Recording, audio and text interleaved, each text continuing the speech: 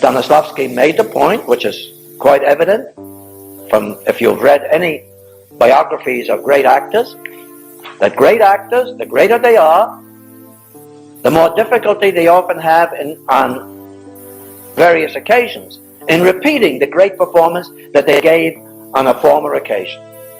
When they will be great, when inspiration will strike, they themselves do not know.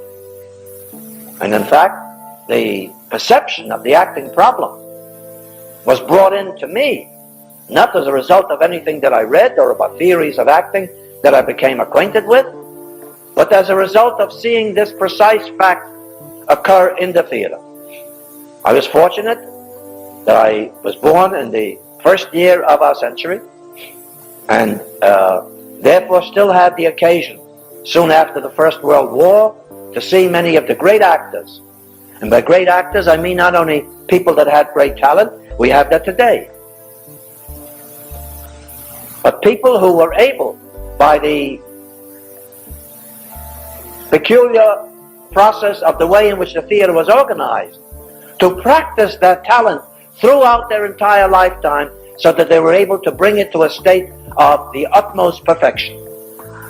That we do not have today. We have great acting, but we do not have these continuous kind of performances where an actor will play the same part, the same great part, for the rest of his life, in the same way that a musician plays the same concerto for the rest of his life.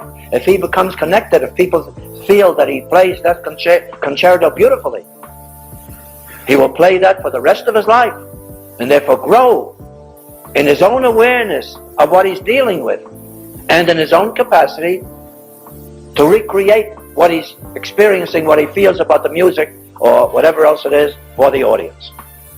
That is why when we get people like Toscanini into the 80s, Casals into the 90s, the great cellist Casals, Rubinstein into the 80s, he's only just stopped playing, partially I think actually because he was, I think, going blind more than his fingers were giving up. His fingers were now tuned to do almost by habit. You see, not by habit, but automatically with the action, of course, of the brain. And playing, therefore, with a kind of both security and ease of commitment and ease of expression without forcing, which great performers in the early days of their experience, though it may at times be more exciting because it's so special, it arises so quickly, spontaneously, nonetheless does not possess this marvelous organic structure, like where it just seems to be all of one piece. You see, you can't imagine. You have to rehearse the physical life. You have to open up the seams of it, and if anything, do too much, and then see what you need and what becomes logical and how you go away from and come back to. It's very possible that you might sit right away. I don't know, but you've decided you should stand, you see. You have 10 minutes. You don't have 30 seconds. You have 10 minutes. Do you follow? Now, I think you haven't followed through on the things you might do. Not feel or think, but do. Do you see? Okay. Now, something interesting you did at the beginning, which again arises in many, many scenes. You come in, he doesn't hear you, and you're surprised. I heard her, why didn't you? You're not thinking about the pen, you're saying I shouldn't respond to her until she touches my shoulder. And that's a mistake. Now, you know the director who says, you come in, and there he is, and you see him. The director says, no, no, no, you don't see him yet. Now, you know you're laughing because that happens all the time, right? So now I come in, and I play, and I don't see you yet. Now I gotta see you. Oh, you know, oh my God. So don't do that to yourself, right? Don't give yourself bad summer stock directions. When you hear her, hear her. You're waiting for her. Do you see? You maybe didn't know good that you didn't know she was coming from there. Maybe you hope she's coming from here or from there. But then when you hear her, go with what you hear. Right? Okay. Hear what you hear and see what you see, and go with the responses to that. If you have a briefcase with you, what's in it? What did you bring it for? What did you bring with you? Did you bring a scratch pad with you to make notes for your next novel? Do you see? Then you will find true occupation. This way it's just a prop. It doesn't serve you. Okay? But the main thing is start with your physical life. And the outdoor scene is always harder than an indoor scene. Did you try it outdoors or not? What was around you there? A field? Where was the building? Where was the building? Yeah. Off to the left. Okay. Did you look to see if anybody was coming out of it while you were rehearsing? I bet you did. If anybody's watching you while you're making eyes at each other? I don't know. I'm just saying the influence of the surroundings in terms of behavior, not thinking and feeling, but behavior. Give it another crack. All right. Very good. Thank you. It is clear to me that while Stanislavski discovered the presence of what we call sense and emotional memory, which every human being has, by the way, but only the actor trains, or the actor possesses to such an extent that it occurs at times without his knowing how it occurs, and yet has to be trained in order that it should be constantly obedient to his will, that while he discovered it, he had not gone far enough at times in his own understanding of the procedures by means it could be stimulated and revived. It is clear to me, for instance, that in terms of the emotional memory, while he was very aware of it and remained aware till the last day of his life, he was never clear as to how it actually worked. And even when somebody kind of asked him at one moment, well, do you rule out inspiration entirely? He said, I don't want to rule out anything. I'm not an expert on these unconscious things. I don't know. So if they happen, great. If these spontaneous things happen, great. I don't want to rule out anything. But it's also clear that he did not quite understand how inspiration worked when it worked. And that inspiration, when it worked, was nothing more than an unconscious stir of the things which he learned to do consciously. That's what inspiration is. It's not anything different. And whenever something happens without our knowledge, without our awareness, we call it either inspired or we say it's unconscious. There's no such thing as unconscious. If it's done, obviously, something in the instrument creates that. But it may not be conscious in terms of your own awareness of what you are doing. The great thing about acting is that in a company, you could be with an 80-year-old and American and a Russian baby and whatever, and 3 dogs, and you go, well, this is what this play is about. So you get to hang out with these most extraordinarily diverse amount of people, and sometimes in drama school, because a lot of people start out between the ages of 18 and 24, and they're your peer group. That's not representative of the acting community, because very few plays are about 6 people that are all exactly the same age. Usually there's different people, and that's the great thing about being an actor. I always, when actors say, well, I don't have any actor friends, I think, well, get some, because they're your colleagues. Try never to be in competition with somebody else. I think a lot of actors have one other actor that they're of a similar style or physicality or age or whatever, and they can sort of become your nemesis and all that kind of stuff.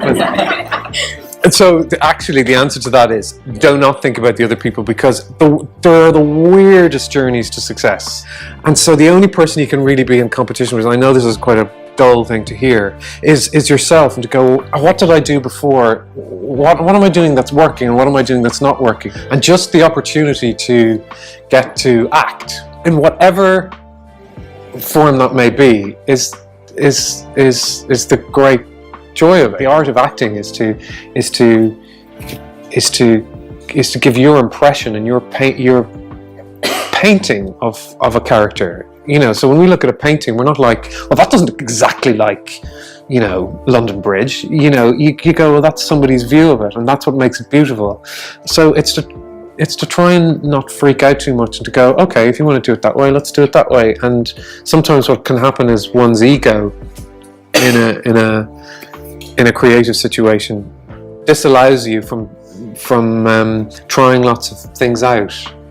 And you've nothing to lose by just doing it loads of different ways. You can always go back. If your way is right, you know, it'll still be there. You play Richard III, or you play Shylock, or you do one of those things, and you know that it's playful. It's just, that's all it is. It's just playing. It's not for me a serious subject. So, but I think the thing that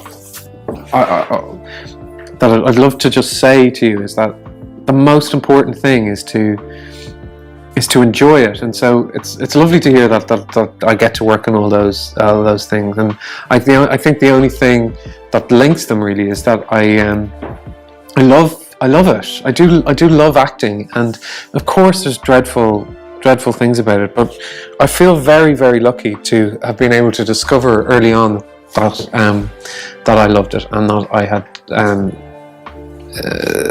some talent for it. Doesn't really matter what stage you're on, even if it's a tiny little stage. The act of doing it is a good, noble thing to do, I think. You know, I always think it's just about wanting to say the lines. There are lines that you can go and you go, God, I know that really weird. That's really easy to learn that. And then there's always lines that you think, I can never remember that line. And I always think that's because you don't like saying the line. Quite simply, you don't either understand it, or you go, there's just not something that you're fully connecting with. You're not enjoying saying it. So I would always think that if there's something that you can't remember, it's because there's a part of you that doesn't actually want to say it. You know, you just don't really like it. So I think that's something that I've often thought about line learning. I think sometimes in an audition situation, what they want to see is whether you're going to be directable, and they want to see if you can change it, even if it's like I've been in situations in auditions where I've done something and they've liked it, and they say, yeah, but now do it a different way. I just want to see that you're not just doing the one thing. I think there aren't too many people that you can write to and say, I can be this, I can be this. You can't write 200 letters and with a degree of authenticity and feel like you're right for 200 different types of parts. Do you know what I mean? So I think I would be cautious about writing too many, but I would write to the people that you think instinctively you might really work well with. The not acting. That's the most difficult part of being an actor. I think it's kind of important to have something else to do, you know, to have some other creative thing to do. I think kind of having a routine is quite good. I think a lot of actors spend their time watching Bargain Hunt in the middle of the day, you know. But then, having said that, going to a lot of opening nights, or, you know, all that stuff where you just think, this isn't really, I'm not really in the gang, can be a little bit depressing. And sometimes you do need to go, I just don't need to. So I think you just have to feel it yourself a little bit. It means a lot to me. I know there are a lot of people in this world who spend a lot of time and energy being really cool about it, and I just find that really boring and also inauthentic. And I feel like I don't ever want to be a person who gets too far away from that child who dreamt about this, who is now living that dream. And I know how rare it is to have a dream come true. It rarely happens, and when it does, I think it's worth celebrating and shedding a few tears over in public in front of a lot of strangers. That's what's really fun for me. I'm living the life of a Broadway actress for a very long time. I've been doing this. It feels like, which I know in the musical theater world, it's no time at all, but for a straight play, we're going, I think by the time we're done, it'll be like 8 months or something. Mama's tired, and I'm Mama. But I am, you know, there's an element of athleticism that is involved with any Broadway performer doing anything on a stage 8 times a week. It's really hard, but the feeling, the immediate, the sort of instantaneous gratification of an audience in a room full of people all together in one night on one random Wednesday, everyone bringing their full days in there, the company is bringing their full day in, and everyone sort of asks you to pause for 2 or 2.5 hours, depending on what show you're seeing, and just be there in that moment, and to have, there's just a wonderful alchemy, and you never know what that's gonna produce, and it's just endlessly exciting. And just look into people's eyes at the end of the night when they are clearly moved by the play and on their feet, and you just feel like it's a wonderful thing. It's one thing to make a movie or film a television piece, and then you wait a year for it to come out, and then you're experiencing everybody's reactions to it, good, bad, or otherwise. When you're doing a play, you are living in the moment with the audience themselves, and you get to lock eyes with a person who's crying or who is smiling ear to ear or is unable to kind of move, and you think this is a quantifiable experience that I'm having, of knowing that the thing I'm doing is having an effect on someone. And that is an extraordinary reality of art and the pursuit of art. And to see it and to feel it is, you can only have that happen in the theater. Be in this moment and really register it, because this is why our storytelling is so important. Yeah. And this is why I am an actress, to tell these stories, to reach out to you, to hopefully touch you in a way that really means something and inspires you and empowers you in whatever way, yourself, your community, the globe. And it's shifted my idea of what I do now. I don't go into things lightly. It means something, and that was a moment that I will always cherish.